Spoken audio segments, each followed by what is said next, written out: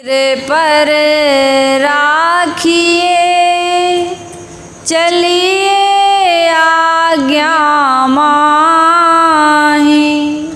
गुरु को सिर पर राखिए चलिए आज्ञा माही। कहीं कबीर दास को तीन लोक भय नाहीं। कहीं कबीर दास को तीन लोक भय नाहीं। यह तन विष की बेलरी गुरु अमृत की खान। यह तन विष की बेलरी गुरु अमृत की खान। शीश दिए जो गुरु मिले तो भी सस्ता जान। शीश दिए जो गुरु मिले तो भी सस्ता जान। मेरे मन मंदिर के आराध्य प्रातः स्मरणीय परम पूज्य गुरुदेव जी, अर्चनीय वंदनीय मेरी साध्वी बहनें, सत्संग प्रेमी सज्जनों, शक्ति और भक्ति की स्रोत मेरी माता और बहनों, ये परम सौभाग्य का विषय है कि आपके पावन गांव अब्दुलचक में 3 दिन का सत्संग चंद्रशेखर भाई ने अपने घर में रखने का ये बहुत सुंदर और पावन कार्य किया है। सत्संग की और गुरु की महिमा हम सभी लोग जानते हैं और जो नहीं जानते हैं उनको जानना चाहिए, क्योंकि हमारा जीवन तब तक अधूरा है जब तक गुरु का हमें सानिध्य नहीं मिलता, उनकी कृपा नहीं मिलती, उनका मार्गदर्शन नहीं मिलता। हम संसार के अनेक देवी देवताओं को, ईश्वर ब्रह्म परमात्मा जिसकी जैसी धारणा है उनको पूजते हैं। पेड़ को, पहाड़ को, पत्थर को, पानी को, नदी को, पर्वत को, पता नहीं कितने सारे देवी देवताओं को पूजते हैं। कहते हैं हम उनकी भक्ति करते हैं। क्या करते हैं आदमी भक्ति करने जाते हैं तो कोई जल चढ़ाता है। अभी जाएंगे ना, कल से नवदुर्गा लगेंगी, नवरात्रि प्रारंभ होगी ना। नवरात्रि, चैत नवरात्रि का जो समय है, इसमें लोग सब सुबह सुबह उठ करके और लोटा में जल ले करके, फूल ले करके, अगरबत्ती ले करके अपनी अपनी देवियों को जल चढ़ाने जाते हैं। जाते हैं आप लोग? अब कोई इतनी माताएं हैं ही नहीं यहाँ जो बता सकें कि हाँ हम जल चढ़ाने जाते हैं। बताने की आवश्यकता नहीं है, पूछने की आवश्यकता नहीं। पूरे देश में हम देखते हैं, भारत में अधिकतम हमारी माता बहनें देवी का व्रत करती हैं, उपवास करती हैं, जल चढ़ाने जाती, उनके नाम पर उपवास करती हैं, भूखी रहती हैं। फलाहारी, दूधाहारी, जिसको जो उपलब्ध होता है। कितने लोग निर्जला उपवास भी करते हैं, कितने लोग फल लेते हैं। इस चैत के महीने में कहते हैं 2 ऋतुओं का संगम होता है। ठंडी से हम गर्मी की ओर अब प्रवेश कर रहे हैं। तो इस समय शारीरिक दृष्टि से यदि कोई इस प्रकार का व्रत करता है, यानी पाचन प्रणाली को यदि थोड़ा सा विश्राम देता है, तो इससे स्वास्थ्य बढ़िया रहता है। क्योंकि पेट सही रहता है तो हमारा मन भी सही रहता है। और यदि पेट सही नहीं है तो शरीर में कई प्रकार की बीमारियां आती हैं। और जब शरीर ही बीमार है, ये क्या है? साधन का धाम और मोक्ष का दरवाज़ा मानव जीवन। यदि शरीर ही बीमार है, शरीर ही अस्वस्थ है, तो ना हम भौतिक उन्नति कर पाएंगे, ना आध्यात्मिक उन्नति कर पाएंगे। कोई उन्नति नहीं कर पाएंगे, क्योंकि पहला सुख निरोगी काया जो बताया गया है, पहला सुख भी निरोगी काया होती है। जिसका शरीर ही स्वस्थ नहीं है वह व्यक्ति सुखी नहीं हो सकता है। अरे खूब है खाने को, पीने को, पहनने ओढ़ने को, सुविधाओं के बड़े बड़े साधन हैं, लंबा परिवार है, सारी धन संपत्ति सुख सुविधाएं हैं, लेकिन शरीर स्वस्थ नहीं है तो किसी काम का है? किसी काम का नहीं है। तो हम लोग जो नौ दुर्गा में या नवरात्रि में या किसी भी पर्व में जो व्रत करते हैं, इससे शारीरिक दृष्टि से यदि हम व्रत कर रहे हैं तो बहुत अच्छी बात है। और शारीरिक दृष्टि से लोग व्रत नहीं कर पाते हैं। इस नवरात्रि में क्या करते हैं लोग? खान पान को शुद्ध भी करते हैं, घर की सफाई भी करते हैं कि नहीं करते हैं? घर की सफाई करते। कोई भी देवी देवता का त्यौहार आता है, कोई भी पर्व आता है तो आदमी घर की सफाई करता है, अपने तन की सफाई करता है, अपने मन की सफाई करता है, अपने आचरण की सफाई करता है। ये होता है लाभ कि नहीं होता है? ये जितने भी व्रत त्यौहार आते हैं, जितने भी ये देवी देवता की उपासना हम करते हैं, इनसे हमें ये लाभ होता है कि हमारा तन शुद्ध होता है, मन शुद्ध होता है, वचन शुद्ध होता है, घर परिवार समाज में एक अच्छा वातावरण की सुगंधी फैलती है कि भैया अभी अमुक देवी का, अमुक देवता का व्रत चल रहा है, उपवास चल रहा है, उनका पर्व चल रहा है, तो अच्छी बात है। लेकिन जो देवी देवताओं के नाम पर हम उन्हें अगरबत्ती जला करके, सुलगा करके वहाँ पर उनकी आरती उतारते हैं, चाहे दीपक जला करके या भोग लगा करके, इसमें हमें विचार करना चाहिए क्या वो देवी और देवता वो हमारे द्वारा लगाई गई अगरबत्ती को सूंघते होंगे? बताओ। कोई भी देवी देवता चित्र के माध्यम से हो या मूर्ति के माध्यम से हो या हम किसी नदी को, पेड़ को, पहाड़ को जो अगरबत्ती लगाते हैं, क्या वो सूंघती होगी? किसी भी छोटे से बच्चे से पूछो। हमारे आश्रम में एक 7-8 साल की बच्ची आई। मैंने कहा बेटी ये बताओ कि भगवान को मानती हो? बोले हाँ। हमने कहा सबसे बड़े भगवान कौन है बताओ? तो बहुत देर तक सोचती रही, विचार करती रही, थोड़ा बोलती रही, बुदबुदाती रही। गणेश जी होते होंगे क्या? नहीं नहीं नहीं नहीं। हनुमान जी होते होंगे क्या? नहीं। शंकर जी होते होंगे क्या? बहुत कुछ विचार करने के बाद फिर घर में भी, हमारे आश्रम में भी आती थी, घर से, घर पास में ही है उसका। तो बोली साहब जी सुना था उसने, कभी कभी सुनती थी सत्संग में, कहे सबसे बड़े भगवान तो हमारे माता पिता हैं। हमने कहा कैसे कहा? कहे साहब जी भगवान की हम पूजा तो करते हैं लेकिन भगवान सुनते नहीं, बोलते नहीं, खाते नहीं, पीते नहीं, कुछ हमें देते भी नहीं, लेकिन मम्मी से, पापा से हम कुछ भी मांगते हैं, कुछ बताते हैं, कुछ बोलते हैं तो हमारी बातों को सुनते हैं। उन्होंने हमें जन्म दिया, जीवन दिया, शिक्षा दिया और संरक्षण दिया, भले बुरे का ज्ञान करवाया, तो इसलिए मम्मी पापा सबसे बड़े होते हैं। हमने कहा अच्छा ये बताओ मम्मी पापा बड़े होते हैं और अपन जो भगवान की मूर्ति रखे रहते हैं उनकी पूजा करते हैं, जल चढ़ाने जाती हो कि नहीं जाती हो? बोले साहिब जी जाते हैं जल चढ़ाने। तो हमने कहा कभी किसी दिन तुम जल चढ़ाती हो प्रसाद भी ले जाती होगी? कहे हाँ। तो खाते हैं? बोले नहीं खाते हैं। हमने कहा अच्छा ये बताओ मिट्टी की गाय बनाएंगे अपन, तो मिट्टी की गाय के सामने अपन घास डालेंगे तो खाएगी? बोले नहीं खाएगी। हमने कहा अच्छा जैसे अपन चांदी की बना दें, सोने की बना दें तो? बोले साहिब जी नहीं खाएगी वो तो। क्यों नहीं खाएगी?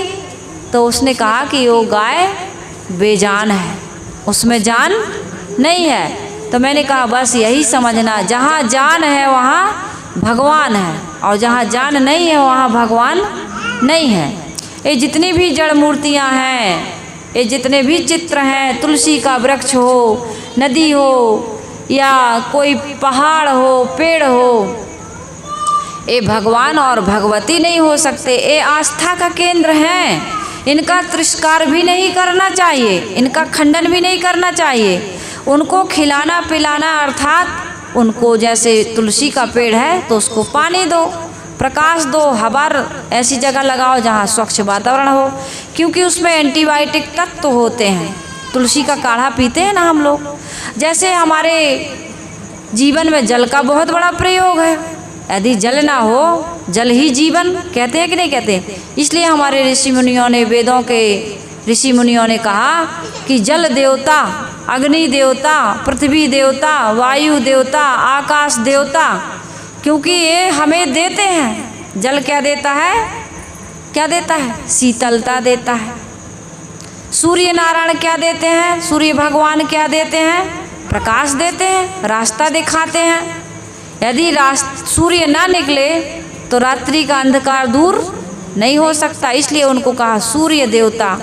अन्न देवता, अन्नमय कोश है, ये शरीर अन्न से बना, अन्न से चलता है।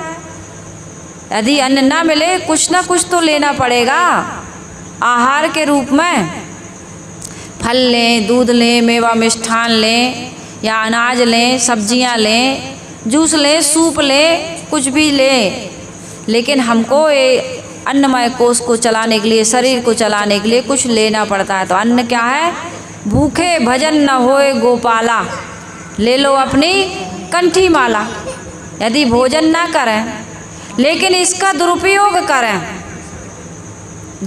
करें, भोजन के बिना जीवन नहीं चलता, लेकिन ज़्यादा खा लें तो क्या होगा? भोजन को ज़्यादा खा लें, जितना नहीं पचा सकते उतना खा लें तो क्या होगा? पेट गड़बड़ाएगा, शरीर स्वास्थ्य खराब होगा, कई प्रकार की बीमारियां आएंगी। और वही अन्न जो अमृत है वो हमारे लिए क्या बन जाएगा? विष बन जाएगा। वो अन्न देवता ये नहीं कहेगा कि तुम ज़रूरत से ज़्यादा खा रहे हो, इसको ज़्यादा खाने से तुम्हारा शरीर स्वास्थ्य खराब हो जाएगा। उस अन्न देवता में कहने की शक्ति नहीं। वो नहीं जानता है कि अज्ञानता से या लोलुपता, बस आसक्ति, बस स्वाद की आसक्ति होती है लोगों के मन में। इन्होंने ज़्यादा खा लिया है तो चलो कोई बात नहीं, इनको अपच ना हुए हम। ऐसा अन्न देवता नहीं कर सकते। क्यों नहीं कर सकते? क्योंकि उनमें जड़ शक्ति है, चेतन शक्ति नहीं है, ज्ञान नहीं है। वो हमारे जीवन को चला जरूर रहे हैं, लेकिन उनमें ये समझ नहीं है कि इस व्यक्ति ने आसक्ति बस, मोह बस, स्वाद बस खा लिया है, तो हम अपच ना हो पेट में जाके, इसको तकलीफ ना दें। हम जल देवता को मानते हैं, गंगा नदी में जाते हैं, नर्मदा नदी में जाते हैं, यमुना नदी में जाते हैं। अभी कुंभ में देखा, हजारों लाखों लोग मर गए।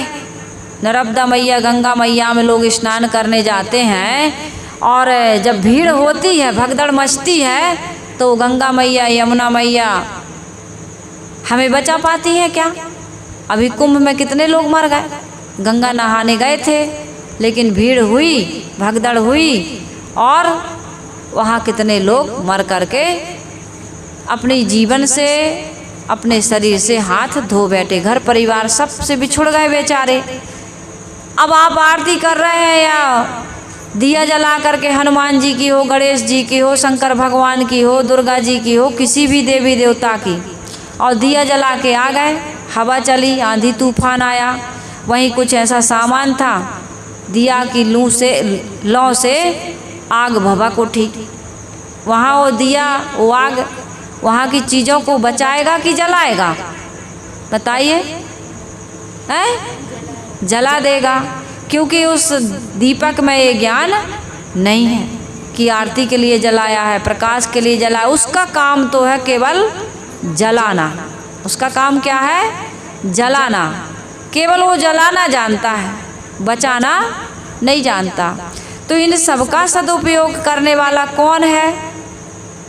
भोग लगा करके या फूल तोड़कर चढ़ाने वाला या दीपक जलाने वाला, अगरबत्ती लगाने वाला कौन है? आदमी है, मनुष्य है। आदमी ही जानता है, आदमी ही मानता है। तो आदमी से बड़ा इस संसार में कोई देवी और देवता नहीं है, और इससे बड़ा कोई शैतान भी नहीं। आदमी से बड़ा कोई शैतान भी नहीं है, और आदमी से बड़ा कोई भगवान भी नहीं है। इसलिए आदमी को भगवान बनाने के लिए, जैसे पत्थर की एक मूर्ति जिसकी हम पूजा करते हैं, वो पहले क्या था? अनगढ़ पत्थर था। किसी पर्वत का, पहाड़ का एक चट्टान थी, टुकड़ा था, वहाँ से ला करके एक शिल्पकार क्या करता है, उस मूर्ति की रचना करता, उस पत्थर से अनावश्यक अंगों को निकालता है छेनी और हथौड़ी से, और उस अनावश्यक अंगों को निकालते निकालते निकालते उसमें एक ऐसी मूर्ति की रचना कर देता है, ऐसी मूर्ति को गढ़ देता है कि आदमी फिर उसको भगवान मान करके पूजने लगता है। पूजने लगता है कि नहीं पूजने लगता है। इसी प्रकार से हमारे जीवन में भी कुछ ऐसी आदतें आ गई हैं, कुछ ऐसे दोष दुर्गुण विकार आ गए हैं इस समाज से, इस मीडिया से, समाज के लोगों से, माता पिता से, परिवार से, जहाँ कहीं से भी, संगति से, साहित्य से, वातावरण से, उस दोष को, दुर्गुण को, कमियों को, विकारों को हमको क्या करना है, निकालना है। अब हम निकालने में सक्षम तो नहीं हैं, तो इसके लिए हमें किसकी आवश्यकता है, गुरु की आवश्यकता, जो हमें गु माने अंधकार, रू माने प्रकाश, हमारे जीवन में जो अज्ञान है, अंधकार है, आसक्ति है, मोह ममता है, दोष है, दुर्गुण है, विकार हैं, कमियां हैं, बुराइयां हैं, जो हम विपरीत दिशा में चलते हैं, जो हम चेतन को छोड़कर जड़ को पूजते हैं, कर्मों को ना सुधार कर किसी की प्रार्थना में लगे हैं कि हे गंगा मैया, हे नर्मदा मैया, हे सरस्वती मैया, हे दुर्गा मैया, हे हनुमान जी, हे शंकर बाबा, हमारे पापों को काट दो, हमारे दुख को दूर कर दो, हमारी मनोकामना को पूरी कर दो। तो क्या वो करेंगे?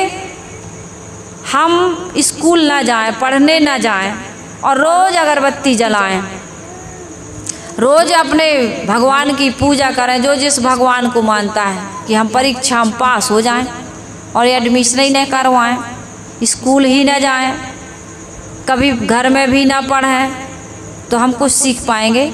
सरस्वती मैया की रोज़ पूजा करें हम, सरस्वती मैया हमें विद्या दे देंगी?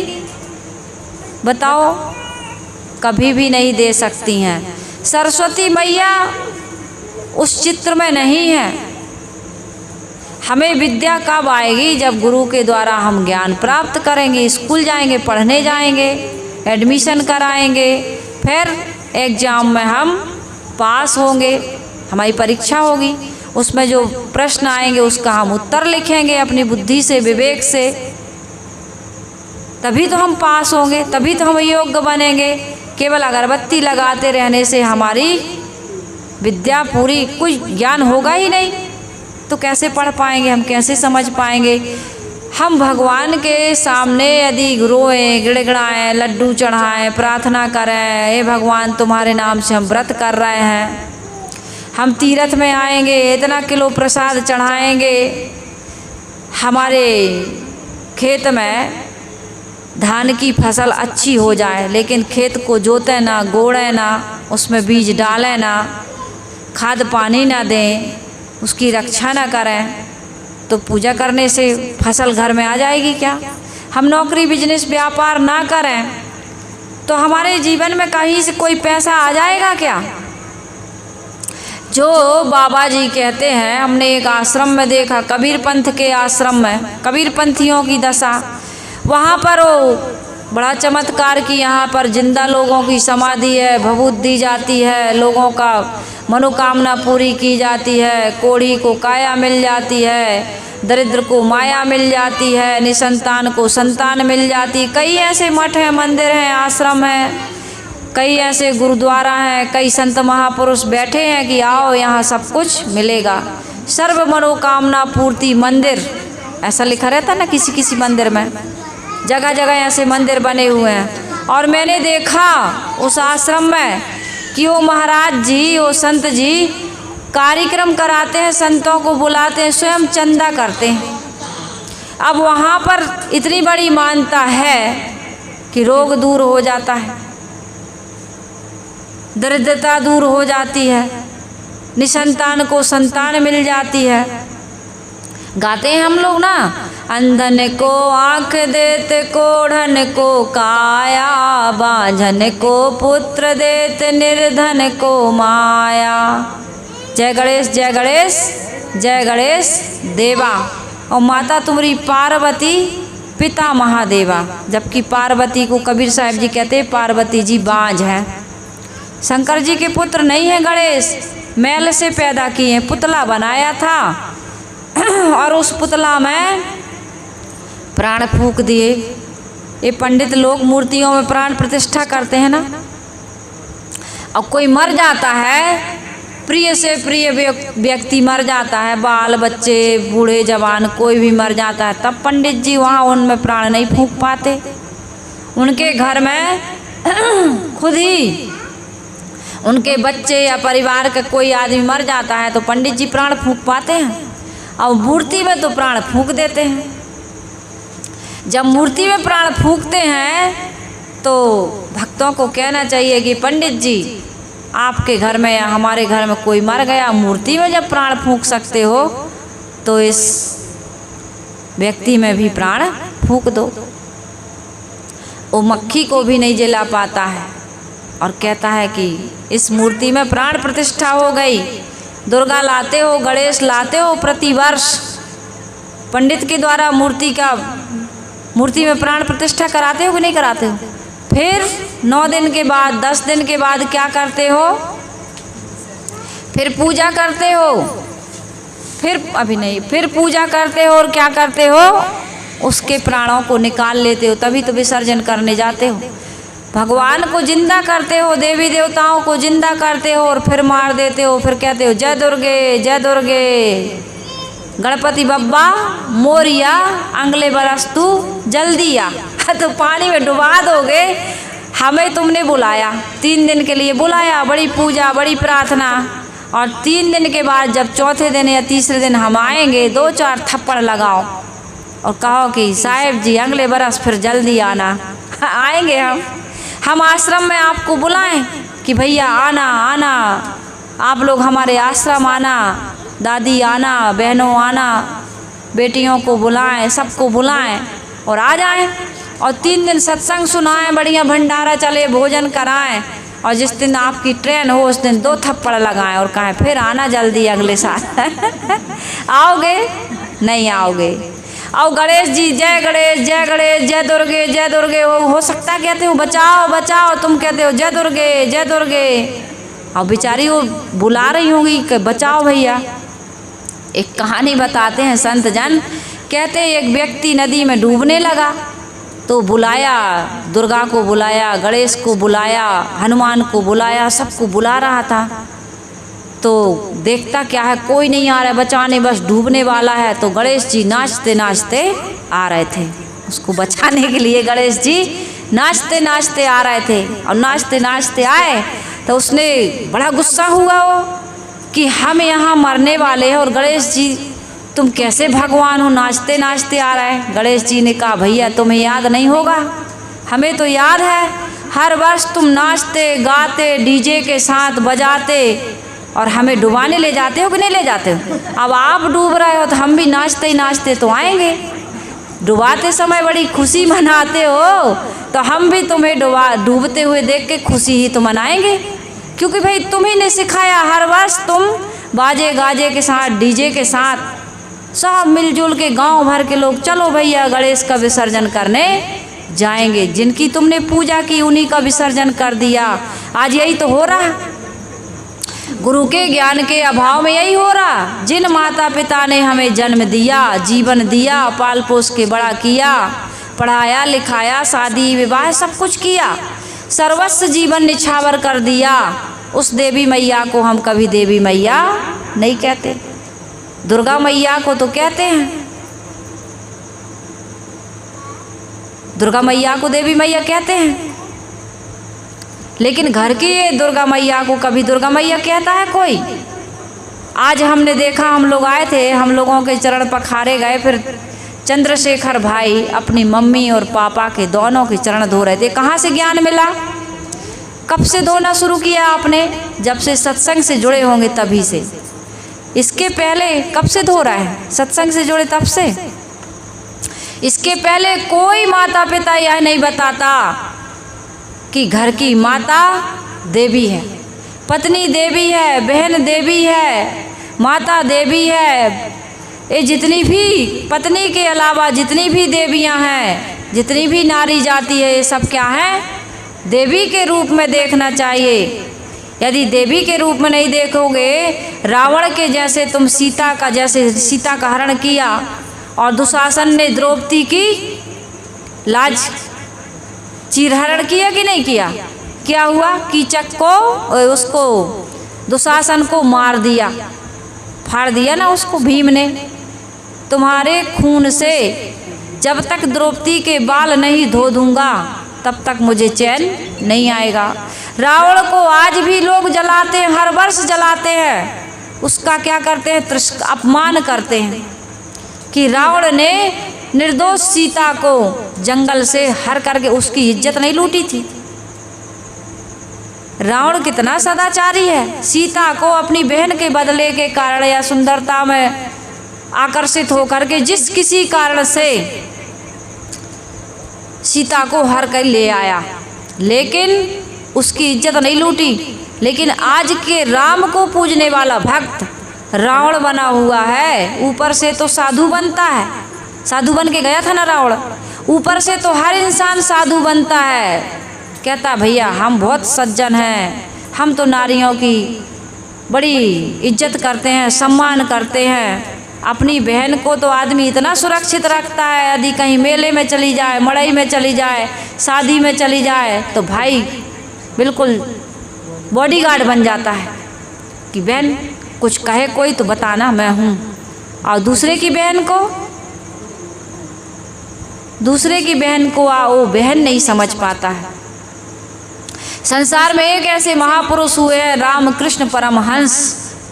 काली के उपासक थे, काली की उपासना करते थे। उनकी इस समाज के लोग बड़े विचित्र लोग होते हैं। उनको तो ये पता ही नहीं था कि शादी करना चाहिए, शादी भी जरूरी है। ये बहुत बड़ा बवाल बना रहता है घर परिवार में, समाज में कि शादी कर लो, शादी कर लो। मान लो शादी हो गई, पत्नी नहीं रह रही, पति नहीं रख रहा है, या पति मर गया, पत्नी मर गई, अरे भैया दूसरी ले आओ, दूसरी शादी कर लो। ये इसी घर की बात नहीं, किसी के भी घर की बात है। गुरुदेव जी कहते थे पहले गलती शादी और दूसरी गलती संतान।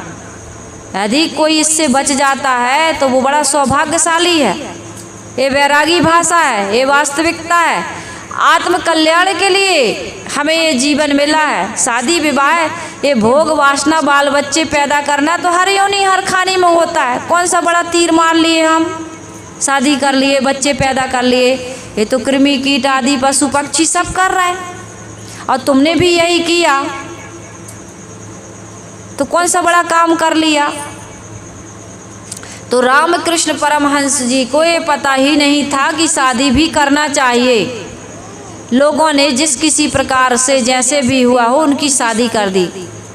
और शादी के बाद जब पत्नी आई तो पहली रात रामकृष्ण परमहंस जी ने अपनी पत्नी के पैर पकड़ लिए।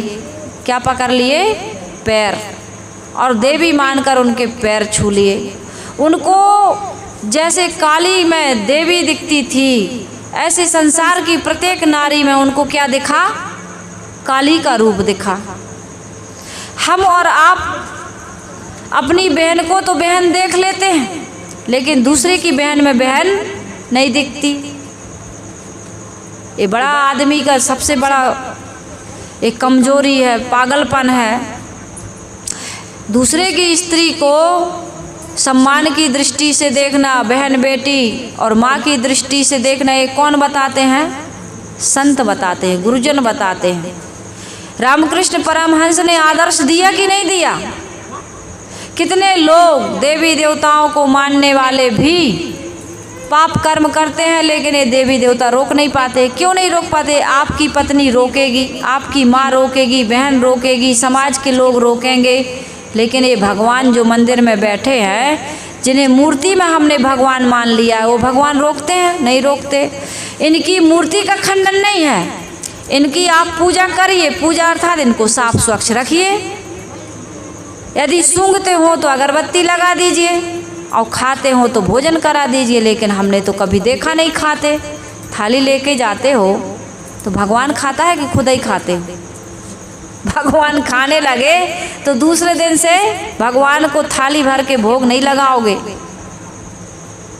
मम्मी पापा को क्यों नहीं खिलाते? क्योंकि वो खा जाते हैं पूरा, और फिर खाते हैं तो नमक ज़्यादा हो गया तो कस के डांटते भी हैं। रोज़ रोज़ नमक ज़्यादा कर देती हो, रोज़ रोज़ मिर्ची तेज कर देती हो, दाल में पानी कम डालती हो, चावल कड़ा बना देती हो, रोकते टोकते हैं। तो तुम्हारे मन का तो कभी होता ही नहीं। यदि भगवान खाते तो वो भी कुछ बताते। हर इंसान खाता है, कुछ बताता है कि नहीं बताता? आपके भगवान कभी कहते हैं कि आज भोजन अच्छा था, कि आज भोजन खराब था, कि ये वाला मुझे पसंद नहीं है, कि ये वाला मुझे पसंद है, मुझे ये पसंद है? ले ये तो पंडित पुरोहित बताते हैं कि भगवान को, संतोषी मैया को गुड़ और चना खिला दो, है ना। शनि भगवान को तेल पसंद है, तेल उनको तेल से नहला दो। तो अलग अलग देवता के अलग अलग प्रसाद, अलग अलग भोग ये पंडित लोग बताते। जो पंडित को जो प्रसाद पसंद है वो प्रसाद अपने भक्तों को वो बताते रहते हैं। तो इस प्रकार से हम देवी और देवताओं को मानते रहते हैं। मैं कह रही थी रावण की बात, कि रावण ने कभी भी सीता के साथ जोर जबरदस्ती पूर्वक उनकी इज्जत को लूटा नहीं। इतना संयम यदि कोई कर ले तो मान लो वो व्यक्ति क्या है, सदाचारी हो सकता है, वीर और बलवान कह सकते हैं उसको। एक बेटी थी, कहते हैं पिता ने पूछा, बेटी तुझे कैसा पति चाहिए? बहुत अच्छी लगी मुझे ये कहानी। पिता ने पूछा, बेटी तुझे कैसा पति चाहिए? बेटी ने कहा, पिताजी मुझे रावण जैसा पति चाहिए।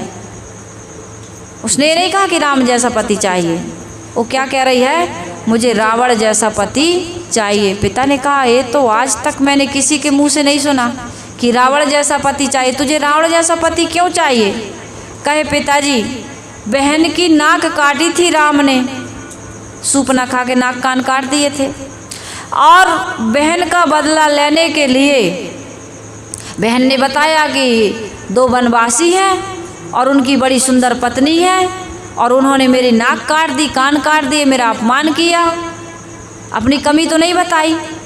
ऐसी सूप न खा आज घर घर घूम रही हैं। सूप न खा, सूप जैसे नख, खुला बाल, कपड़ों की भी कोई उनको ये पता नहीं कि तन पर कैसे कपड़े पहनना चाहिए, अंगों को कैसे ढक के रखना चाहिए। एक गाना चला था बहुत पहले, लाल दुपट्टा उड़ गया मेरे हवा के झोंके से। आज हवा का झोंका नहीं चल रहा, ये पाश्चात्य हवा का झोंका ऐसा चला कि लड़कियों के बदन से दुपट्टा गायब हो गया। आज ऐसे कपड़े कटे और फटे कपड़े, पहले के लोग गरीब थे तो फटे कपड़े पहनते थे, आज के अमीर लोग कटे कपड़े पहनते हैं, अंगों का प्रदर्शन करते, अंग ढकने के लिए कपड़े नहीं पहने जा रहे हैं। तो लड़की कहती है मुझे रावण जैसा पति चाहिए। पिता कहता है रावण जैसा पति क्यों चाहिए? कहते हैं उनकी बहन का अपमान हुआ था, उसका बदला लेने के लिए सीता को चुरा के लाया, लेकिन सीता के विरुद्ध उसने उनका कोई किसी प्रकार से उसके साथ व्यभिचार, बलात्कार, अत्याचार नहीं किया। उनकी इच्छा पूछी कि सीता तुम कहाँ रहोगी? सीता ने कहा हमारे पति अभी वन में रह रहे हैं, हम अशोक वाटिका में रहेंगे, पेड़ के नीचे रहेंगे। और अशोक वृक्ष के नीचे सीता माता को रखा गया। जितने दिन भी सीता रहीं उनकी सुरक्षा में राक्षसिनियों को यानी कि स्त्रियों को रखा गया। और जब भी रावण मिलने जाता था तो कैसे जाता था? अपनी पत्नी मंदोदरी के साथ, बहुत सारी स्त्रियों के साथ में वो सीता माता से मिलने जाता था। तो इसलिए मुझे राम जैसा पति नहीं, मुझे कैसा पति चाहिए? रावण जैसा पति। आज कोई रावण जैसा भी बन जाए तो गनीमत है। राम ना बन पाओ, मर्यादा पुरुषोत्तम ना बन पाओ, तो कम से कम रावण जैसा आदर्श भी जीवन में उतार लो तो बहुत है। आज इंसान रावण भी नहीं बन पा रहा। इसलिए मैं कह रही थी कि हमारे जीवन में किसकी ज़रूरत है? गुरु की ज़रूरत है। रावण के जीवन में गुरु नहीं था, फिर भी उसके जीवन में संयम था। आज हमारे जीवन में गुरु ना होने के कारण से हम इतने असंयमित होते जा रहे हैं, इतने दुर्गुण, दोष, दुर्व्यसन, दुर्व्यसन में लिप्त होते जा रहे हैं कि हमारा जीवन क्या बना हुआ है? विष की बेल, विष की लता, यह तन विष की बेलरी। गुरु अमृत की खान, शीश दिए जो गुरु मिले तो भी सस्ता जान। हमारा जीवन विष की लता बना हुआ है। बोलने में कटु, अश्लील, असत, सोचने में ईर्ष्या, क्रोध, मान, छल, ये हमारी सोच बनी हुई है। दूसरे के प्रति ईर्ष्या, अहंकार, खुद को लेकर अहंकार, दूसरे को उन्नति को देख करके ईर्ष्या, और थोड़ी सी गलती हो गई, थोड़ी सी कामना में विघ्न हुआ, भंग पड़ा तो क्या करते? क्रोध कर बैठते हैं। ईर्ष्या, क्रोध, मान, छल, और छल करते हैं। इस धन के लिए, पुत्र के लिए, परिवार के लिए हम छल करते हैं, और छल करने से दुर्योधन का क्या हुआ? शकुनी का क्या हुआ? पूरा सर्वनाश। हम भी छल करेंगे, ये धन को बटोर लेंगे, लेकिन धर्मपूर्वक धन को नहीं बटोरेंगे। छल करेंगे, कपट करेंगे, झूठ बोलेंगे, मिलावटबाजी करेंगे, घूसखोरी करेंगे, काम चोरी करेंगे, किसी का हक छीनेंगे, तो क्या होगा हमारे जीवन में? धर्मपूर्वक धन को नहीं कमाएंगे तो धन तो यही छूट जाएगा।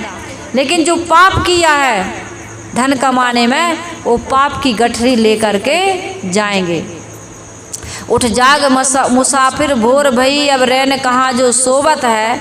जो सोबत है सो खोबत है, जो जागत है सो पावत है। सिर पर गठरी, पाप की गठरी रखी है। इसमें भजन में आया है, जब पाप की गठरी शीश धरी, फिर शीश पकड़ का रोबत है। उठ जाग मुसाफिर भोर भई, अब रैन कहाँ जो सोबत है। गुरु का ज्ञान मिला है, अज्ञान दूर हो रहा है। हमारे जीवन में कर्मों का सुधार होना चाहिए। भौतिक धन से ज़्यादा आध्यात्मिक धन को महत्व देना चाहिए। जड़ मूर्तियों को पूजने से ज़्यादा ये चेतन मूर्तियों की पूजा करना चाहिए। और परमात्मा को खोजने से पहले हमें आत्मा का ज्ञान प्राप्त कर लेना चाहिए, तभी हमारा जीवन सफल और सार्थक होगा। तो इस घर में, इस परिवार में जब से गुरु का आना जाना हुआ, चंद्रशेखर भाई का सत्संग में जुड़ना शुरू हुआ, सूरत भी जाते हैं, देवरी आश्रम भी जाते हैं, यहाँ भी हम लोगों को 2 बार बुला चुके हैं। आने वाले समय में और संतों को बुलाएंगे। एक व्यक्ति भक्त बनता है तो पूरा गांव, पूरा जिला भक्त बन जाता है। नाते रिश्तेदार, परिवार के लोग सब भक्त बन जाते हैं। एक व्यक्ति का पुण्य पूरे परिवार को लगता है। हमारा जीवन केवल हमारा जीवन नहीं है, हमारा जीवन, हम सामाजिक प्राणी हैं, इसलिए हमारा जीवन जैसा होता है पूरे समाज का जीवन वैसे बन जाता है। इसलिए हम सबको अपने जीवन को सुंदर बनाना चाहिए। एक व्यक्ति के सुधरने से पूरा समाज सुधरता है, और एक व्यक्ति के बिगड़ने से पूरा समाज बिगड़ जाता है। एक अपराध होता है कहीं पर, पूरे समाज में उसकी खबर फैलती है, उसका प्रभाव पड़ता है कि नहीं पड़ता है।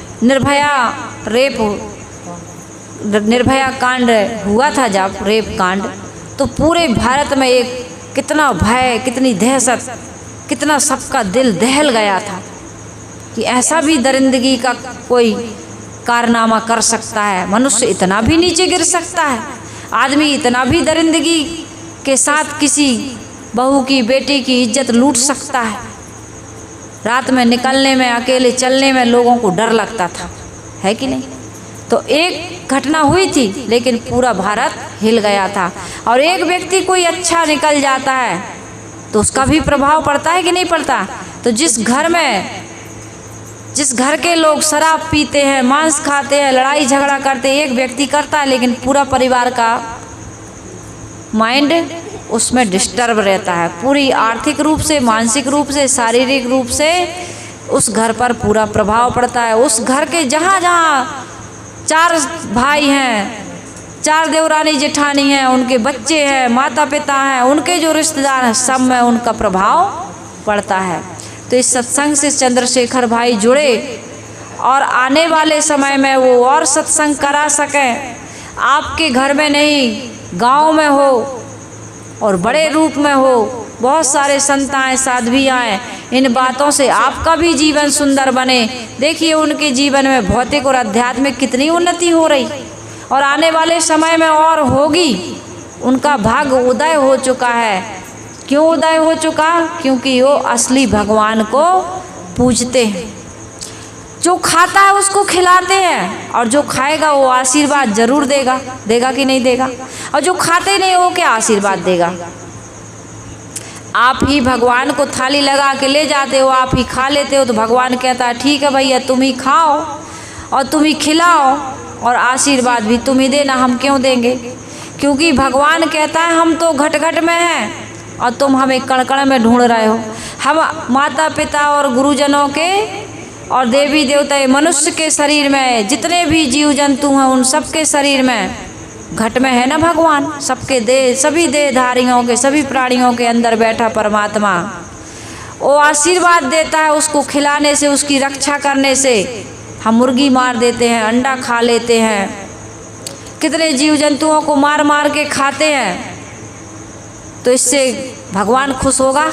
भगवान की जैसे कोई माली होता है, बगिया लगाता है, कोई फूल तोड़ के ले आता है, तो माली को कैसे लगता है? माली खुश होता है? नाखुश होता है कि भाई मैंने फूल खिलाया और तुम इसको तोड़ के ले गए। भगवान को चढ़ाओ चाहे किसी को चढ़ाओ, भगवान को चढ़ाना है तुम खुद लगाओ, मेहनत करो, पानी डालो, खाद डालो, उसकी देखभाल करो। फिर भी खुद लगाएं चाहे दूसरा लगाए, फूल की शोभा पेड़ में है। ये निवेदन कर दूं कि फूल कभी तोड़ करके ऐसे रोज रोज किसी मूर्ति पर अब एक फूल चढ़ा दो तो बात समझ में आती। जितने फूल फूले पूरे तोड़ के ले जाते हो, एक भगवान की पूजा करते हो, फूल 4 घर से तोड़ के ले जाते हो, और सुबह सुबह ब्रह्म मुहूर्त में दूसरे के दरवाजे पर जाकर के तुम फूल तोड़ के लाते हो भगवान के लिए।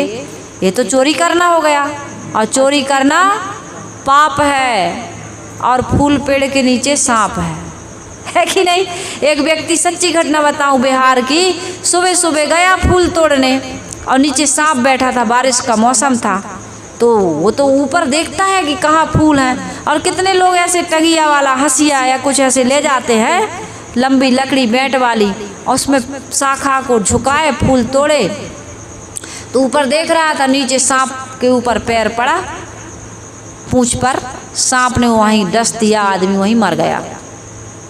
एक व्यक्ति ऐसी छत पर शाखाएं थी पेड़ की, सच्ची सच्ची घटना है, छत पर चढ़ गया, बाहर से सीढ़ी होती है ना कितने लोगों के घर में, छत पे जाने की बाहर से सीढ़ी थी, ऊपर गया, ऊपर से बिजली का तार गया था नंगा, उसको पता नहीं था क्या कैसे हुआ, करंट लगा, खींच लिया ऊपर के ऊपर, फूल तोड़ने गया था वो व्यक्ति, मर गया। कितनी घटनाएं मैंने अभी गंगा जी की बताई। जो चोरी करता है, जो किसी प्रकार का पाप कर्म करता है, भगवान भी उसको बचाते हैं क्या? वो तो फूल लेने गया था, बचाना था ना भगवान को। भगवान चोरी करना नहीं सिखाते।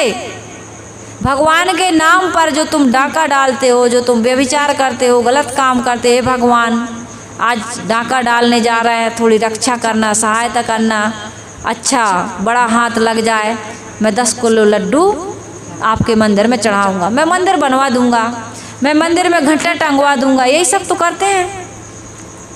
तो भगवान ऐसा खुशामद पसंद है क्या? घूसखोर है क्या कि चोरी करने जाते हो? भगवान के नाम पर मुर्गी मारते हो और भगवान कुछ नहीं कहता। वो चाहता है कि 4 छींटे हमें मार दो और सारा मुर्गा अपन गपक जाओ। भगवान चाहता है क्या? जितने लोग भगवान के नाम पर पे मुर्गी या बकरा चढ़ाते हैं, कौन खाता है? भगवान खाते कि इंसान खाते? साहिब कहते हैं, माटी के करी देवी देवा, काटी काटी जीव देया जी, जो तोहरा है साचा देवा, तो खेत चरत क्यों न लेया जी।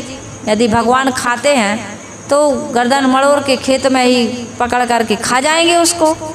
भगवान नहीं खाता, इंसान खाता है। भगवान के नाम पर इतनी चालाकी हो रही, इतनी चालबाजी हो रही है, इतनी घूसखोरी मिलावटबाजी हो रही है, इतना व्यभिचार और अत्याचार हो रहा है। भगवान आ जाएं, शंकर जी आ जाएं तो शंकर जी अपने भक्तों को त्रिशूल से मार देंगे। रामचंद्र जी आ जाएं तो धनुष बाण से मार देंगे, और यदि कृष्ण भगवान आ जाएं तो सुदर्शन चक्र से हमारी गर्दन धड़ से अलग कर देंगे।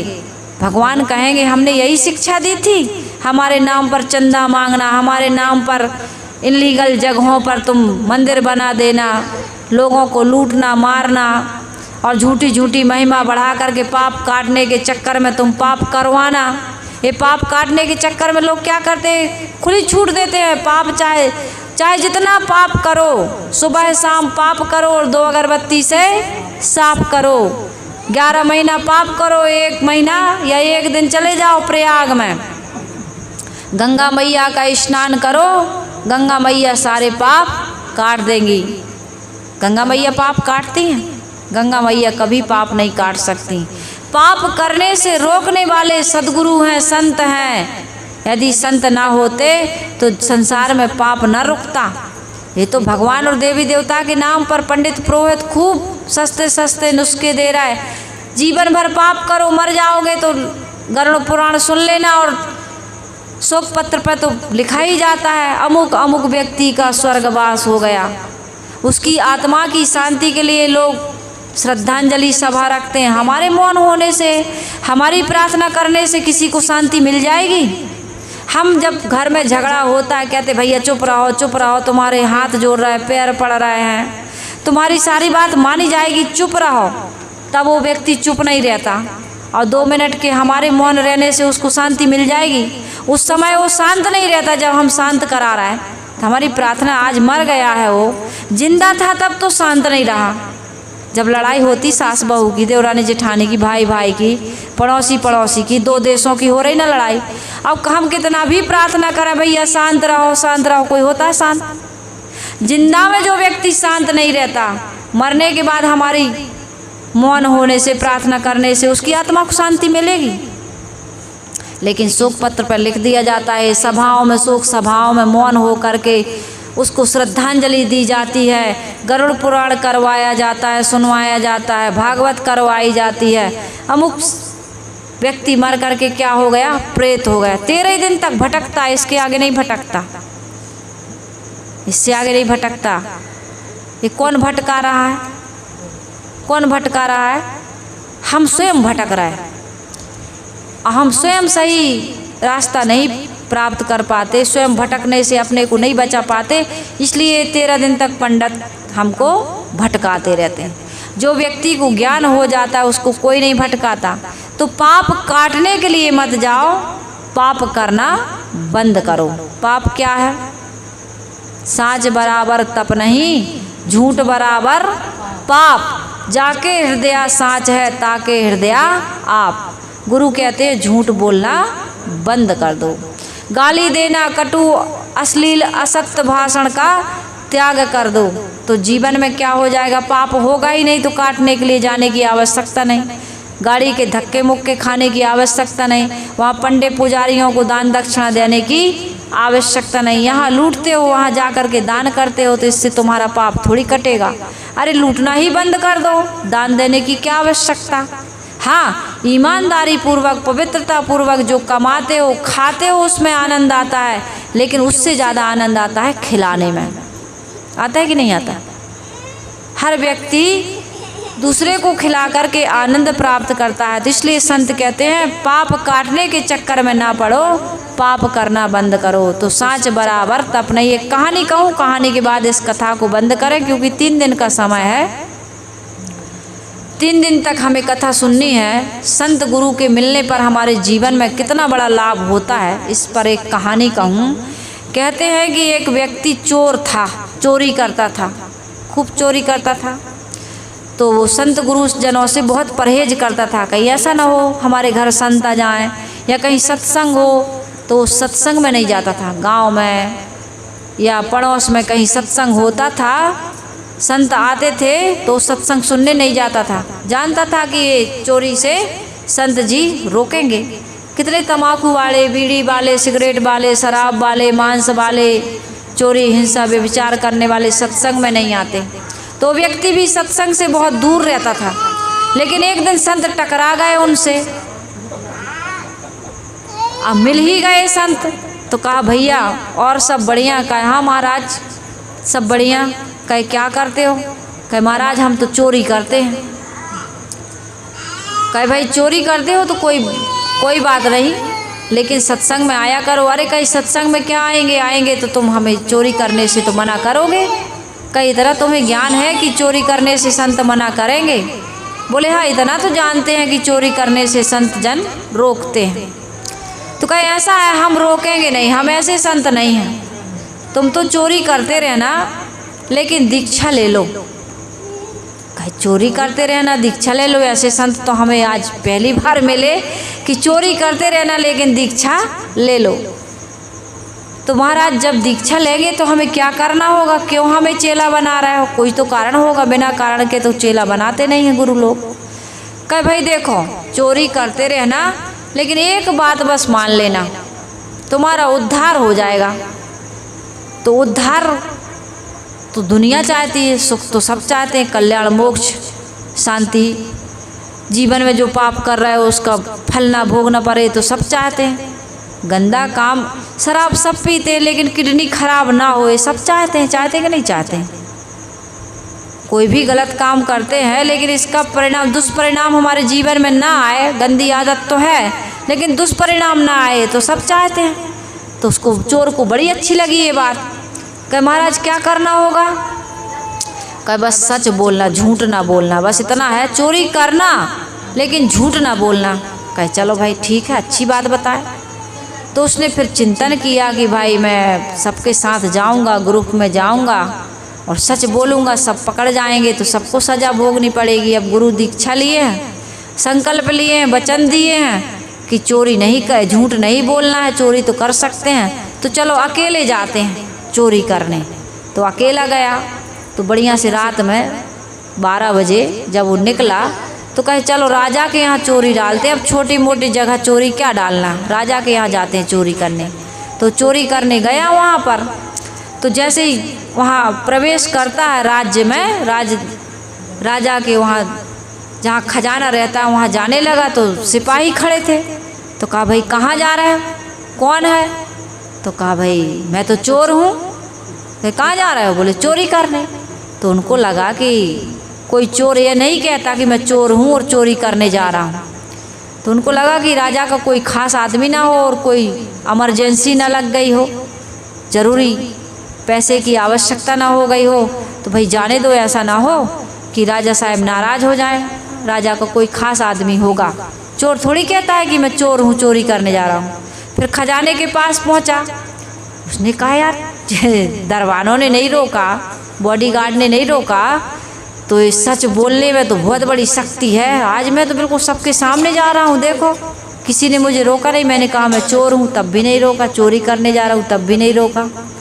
तो जब वहाँ तिजोरी के पास पहुँचा तो वहाँ पर भी सिपाहियों ने पूछा कि तुम कौन हो?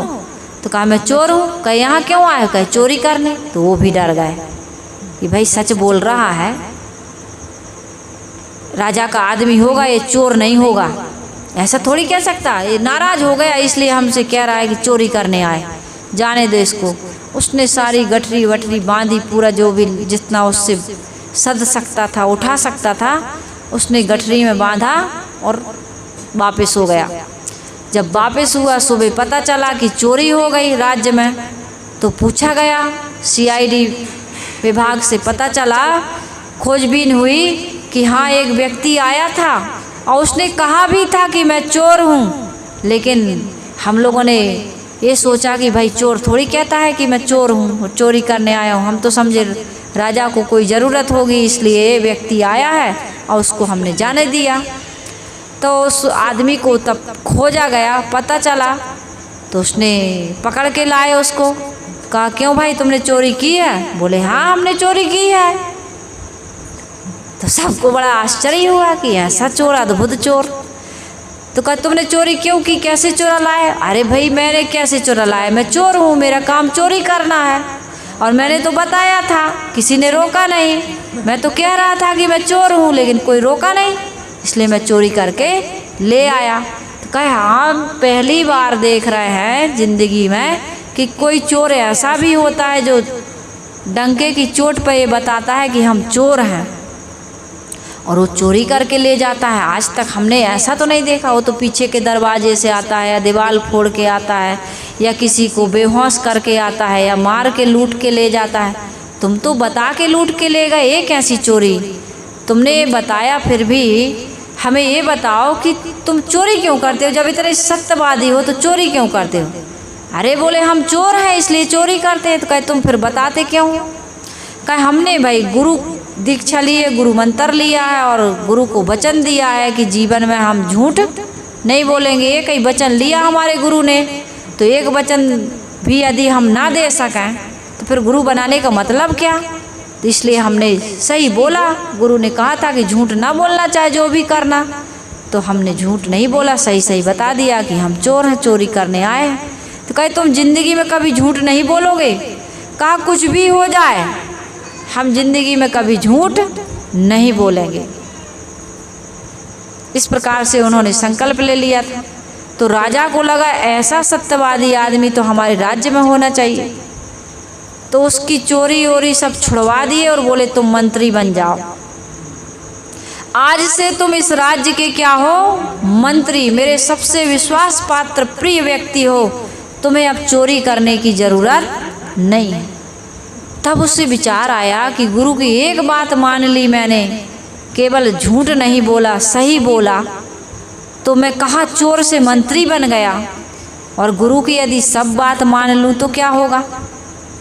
गुरु की सब बात मान लूँ तो क्या होगा?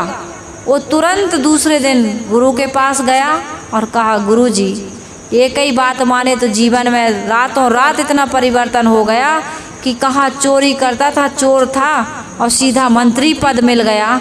अब कुछ ऐसा उपाय बताइए, जो भी आपको छुड़वाना हो, जो भी वचन लेना हो, जल्दी ले लीजिए और मुझे तो राजा बना दीजिए। तो एक वचन मानने से, गुरु बनाने से देखो उसके जीवन में कितना परिवर्तन हुआ। यदि हम भी गुरु बनाते हैं, गुरु वचनों के अनुसार जीवन को बनाते हैं, तो कहते हैं ना, शीश दिए जो गुरु मिले तो भी सस्ता जान। जीवन के सारे दोष दुर्गुण विकार दूर हो सकते हैं। उस व्यक्ति ने गुरु बनाया, गुरु की आज्ञा में वो चलने लगा और जीवन के सारे दोष दुर्गुण उसके दूर हो गए। धीरे धीरे उसके जीवन में उन्नति प्रगति होने लगी और सब कुछ बाहर भीतर का सब बदल गया। भीतर भी प्रकाश हो गया और बाहर भी उसकी। अब मंत्री का घर कैसा होता है, मंत्री की घर की सुविधाएं क्या हो सकती, हम विचार कर सकते हैं। चोर छिपके रहता था और मंत्री बढ़िया इज्जत के साथ सम्मान के साथ रहने लगा, उसको किसी चीज़ की कमी जीवन में नहीं रह गई। तो इसलिए हमारे जीवन में भी एक गुरु की आवश्यकता है।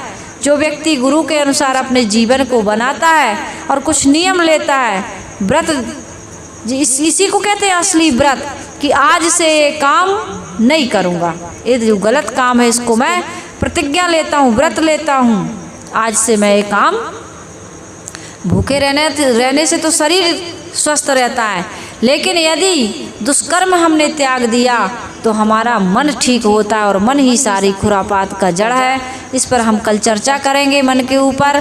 आज मैंने चर्चा की कि हमारे जीवन में गुरु की बहुत बड़ी आवश्यकता है, इसलिए हमें गुरु के सानिध्य की, गुरु के ज्ञान की, गुरु के जीवन में मार्गदर्शन की बहुत बड़ी आवश्यकता है। और वो व्यक्ति सौभाग्यशाली है जिनके घर में, परिवार में, जिनके जीवन में गुरु का पदार्पण हो चुका है। तो बहुत बहुत धन्यवाद, बहुत बहुत आभार। आप सभी लोग भूखे हैं। सत्संग को हम यही समाप्त करते हैं। गुरु वंदना कर ले सभी लोग मिल बैठ करके और सत्संग को समापन करें। वंदन है गुरुदेव तुमको। जो लोग उकरू बैठ सकते हैं उकरू बैठ जाएं, हाथ जोड़ करके। सभी लोग ऐसे जैसे हमारी साध्वियाँ बैठी हैं उकरू बैठ जाएं और हमारे पीछे पीछे दोहराएं। वंदन है गुरुदेव तुमको, वंदन है गुरु। काल जाल के फंदा भारी, काल जाल के फंदा भारी, परख लखायो भे तुमको परख लखायो भेव वंदन है गुरुदेव वंदन है गुरुदेव तुमको वंदन वेद शास्त्र सब खोजत हारे वेद शास्त्र सब खोजत हारे मर्म न जानत केव तुमको मर्म न नत केव तुमको वंदन है गुरुदेव वंदन है गुरुदेव तुमको वंदन गुरुदेव गुरु समान और को दाता गुरु समान और को ताकि करिए सेव तुमको वंदन है गुरुदेव वंदन गुरुदेव तुमको वंदन है गुरुदेव साहिब कबीर अभय पद ता साहिब कबीर अभय पद पूरण परख समेव तुमको पूरण परख समेव तुमको वंदन है गुरुदेव वंदन है गुरुदेव तुमको वंदन है गुरु साहेब बंदगी साहेब बंदगी साहेब